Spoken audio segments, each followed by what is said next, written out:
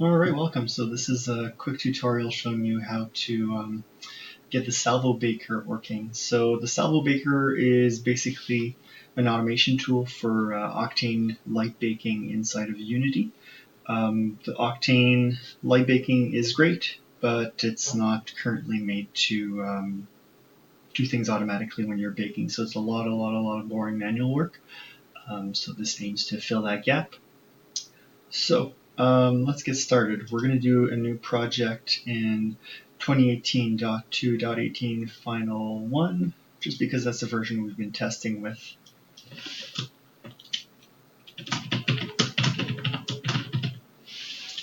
Alright, so we want a 3D project, and we're just going to get creating.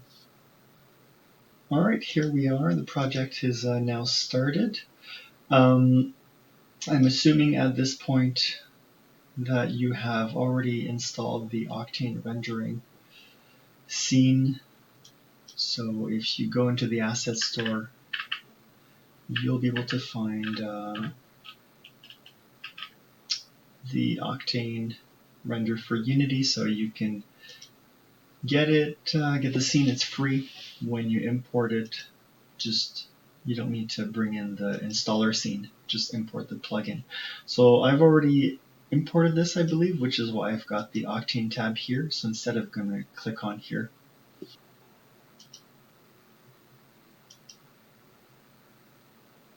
alright, so Octane is installed. We still need to activate it. So click the Octane tab here, then Settings, and then we're going to click Load Octane.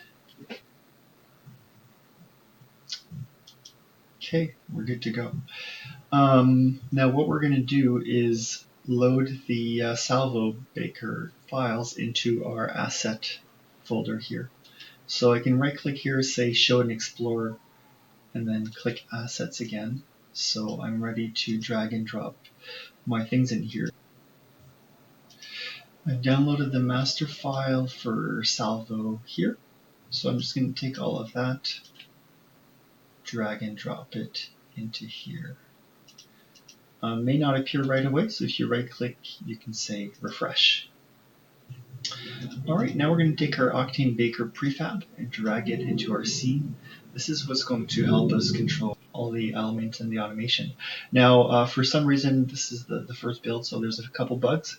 We see here that the script is not associated, so we're going to go into Scripts, select Octane Baker, come back to the object, and just drag and drop that into here. Now we see the Octane Baker tool is all ready to go.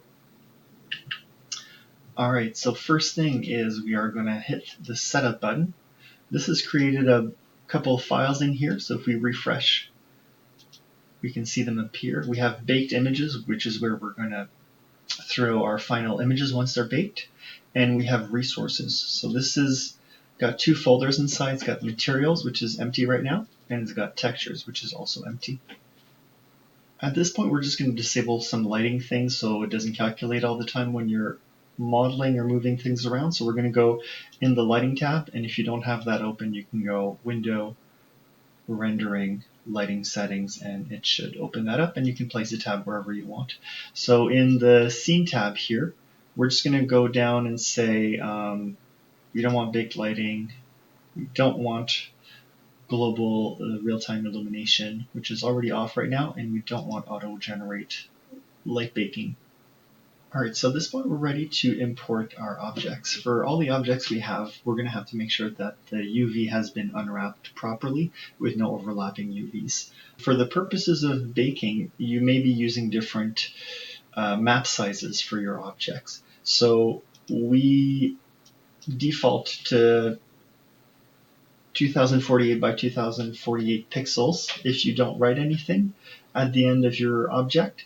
If you do name it with a dash 4K, for example, then it'll use 4096 by 4096 pixels.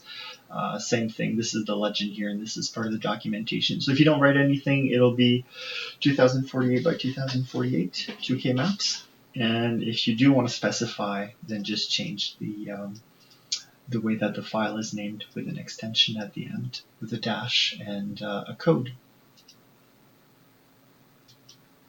One thing that's worth mentioning is that right now, if you want to change the UV padding in the Octane baking maps, it has to be done manually. So you'll have to go in each node and change it, which is a little bit painful. Do know that the default padding value is going to be 4 pixels. So if you're okay with 4 pixels, it's going to save you some time and some work. Alright, so let's load in our objects. In this case, I'm going to make a tiny little folder called objects. I know this is probably not best practice in terms of the naming conventions. So I'm going to put Suzanne here, which is our open source head from the monkey head from Blender. And I've already unwrapped Suzanne's head. So we're going to use Suzanne along with the plain object because the plain object's already going to have some UVs unwrapped in Unity directly. So let's put Suzanne in here and let's create a plane. So here you go. Okay, so now for Octane to be able to read and point to these elements, we need to create what's called a PBR instance property on them. So our objects are placed, we're ready. All we need to do is use the PBR render target, which is the way that it's kind of the camera in the Octane scene. So we're going to click render, and it just opened it onto the other screen. So you don't have to let it finish render, you just need to instantiate it. So as soon as you see something, you can get it close. And we'll see here that our objects now have PBR instance properties. So now they're ready to be assigned a baking group ID, which our camera will point to determine which objects it's baking. So if you do add more objects later, you'll need to recreate this process. So just basically go in your render target, click render, and close it right away as soon as you see something.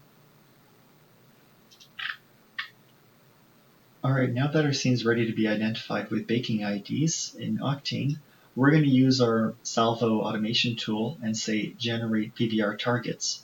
So this is basically going to look through every file that has what we've just created, the property we just created, and it's going to say you are bake ID number 1, you are bake ID number 2. And then it's also going to create a bunch of an individual camera for every element with the bake ID and the proper information for light map size based on the naming of the file. And it's going to put all of that into a little empty object here called PBR. So now we see this is the camera for the plane, this is the camera for Suzanne. And to start rendering these, we just need to click on any of them, say click source, and this is going to open Octane in Unity. We click on Suzanne, we'll see that it is our light map of Suzanne that is baking right now. And when we click on the plane, we see that it's the shadow on the ground. So both objects with their light maps. There's a couple things we need to do. Let's expand this. Let's go in here. If you want to change the padding size, you'll have to do it individually in here for each file. A couple other things we're going to want to do. Probably add an environment. So I'm going to go daylight environment and plug it in to all 3 of my cameras in both the visible environment and the environment itself, which will do both the lighting and the appearances of the scene. Okay, so this is plugged in. Okay, let's keep setting this scene up. Okay, so at this point we're going to add an InMerger node to control all of these functions for all of our maps.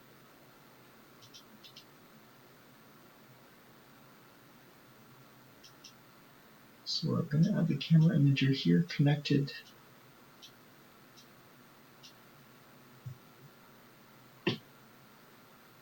And this way, for example, we can render using linear, change the exposure here as we need to.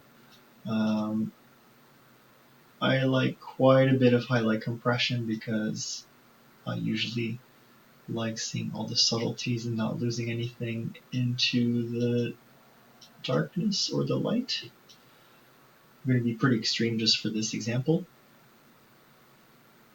No vignetting, of course, because we're baking. We're going to enable the denoiser. denoise on completion. So we see here now we have the denoise pass, which we're going to select in our batch baking. Alright, let's keep going. Now we're going to add a kernel that is path tracing and connect it to all of our nodes. So we're going from direct to path tracing, so it's going to be slower and quite more accurate. 8 bounces of light, that's more than enough. We'll go with 500 samples because we're using the denoiser, and this is just a very small test. We'll reduce the GI clamp so it doesn't bother itself too much with crazy indirect lighting, and we'll also deal with some firefly issues. We are going to use AI light. I'm going to lower this just so that I can get more accurate lighting now that it matters in this scene. Parallel sample, so it uses more of my computer. Adaptive sampling so that it spends more times on the hard areas, leaving the other ones alone. Expected exposure is 1. We've just, actually, is it? No, what is it? 2.6, 2.5, let's say. Where are we? So let's put 2.5 in here.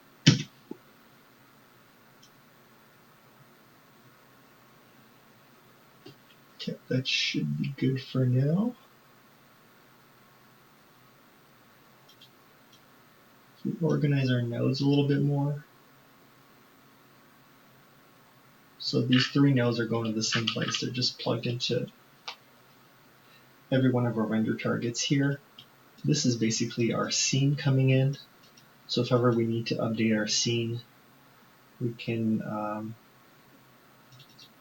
go in here, say unwrap this. We can update individual objects in here. For example, if Suzanne changed, I would replace this node.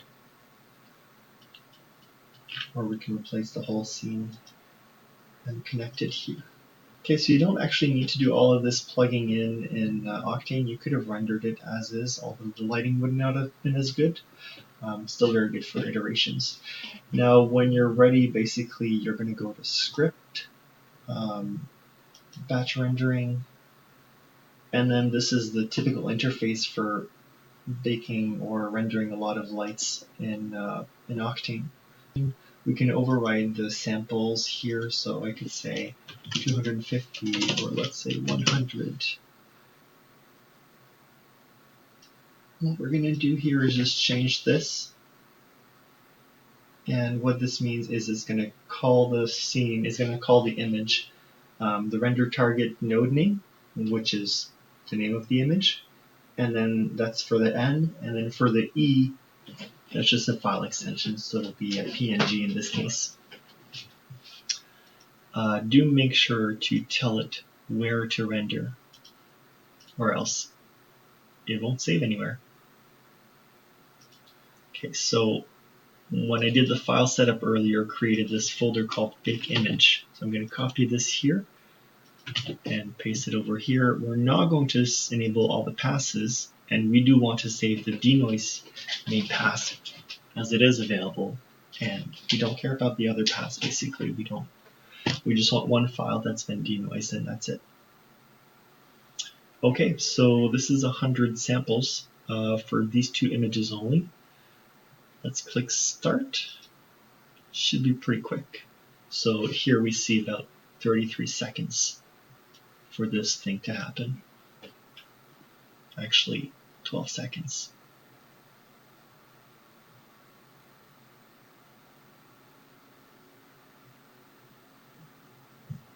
And as soon as it's done, it's going to go on to the next one. That's the beauty of the batch renderer.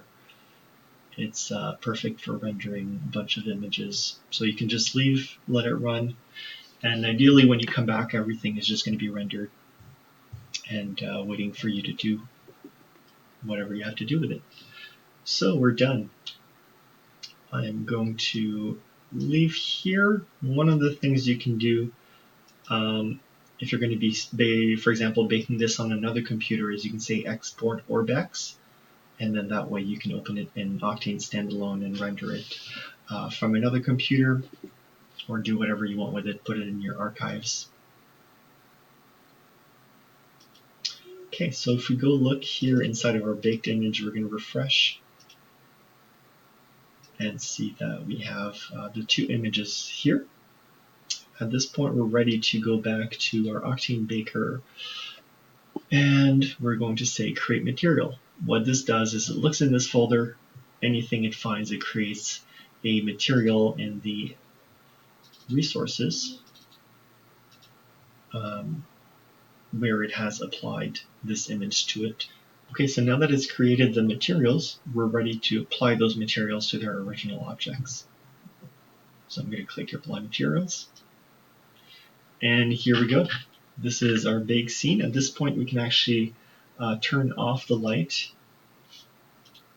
And we'll probably want to also remove the skybox and just have a color of black only. Okay, so I'm going to remove the reflections as well. And now we have two options. We can keep the materials as they were, the unlit textures. And we can see here we have our baked image. The baked texture is right in, so we can see it's way higher quality shadows. There's a few errors with the way that it cut the geometry when it unwrapped it, so you got to be careful with your unwrapped UVs, which is probably why you'll have to update them a couple of times to fix those types of errors. But basically at this point you have higher quality shadows, and it's going to not be calculating any direct or any lighting at all actually. So the performance is way more appropriate for something like the Oculus Quest or the Oculus Go or the old school Gear VR. Or you can do an extremely complex scene and run it on a desktop and it won't be stuttering, depending on how many maps you have and how big they are and your draw calls and other performance things like that. The other way to set up your textures is to go standard, for example, place here. So let's select the Suzanne, and I'm going to go back here to color, put that in. For the plane object, I'm going to do the same. Switch that to normal shader, apply emission, put my texture in here. So I found generally that the standard material is more optimized for smooth edges and more advanced things like height maps, things like that. Okay, so at this point, if you try to render anything, let's see what happens. You have your materials, which are no longer your original materials, they're your baked material. So if you want to bake over baked material, what happens? Not much good at actually.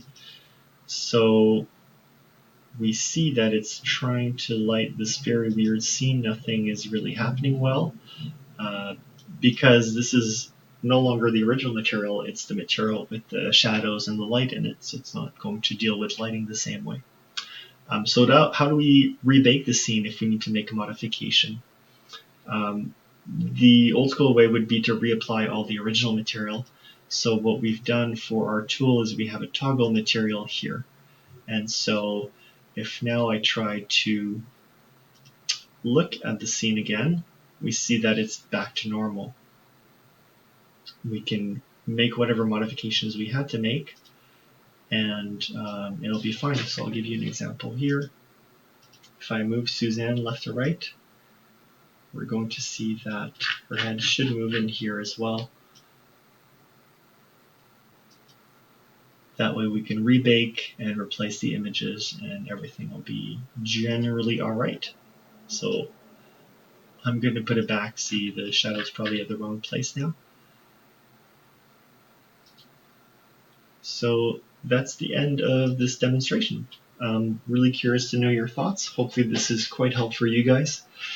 And I did a pretty big project where I could have done it without this tool, but it would have been extremely painful and long and boring. So I developed this tool alongside Jason Gendreau to help me automate it.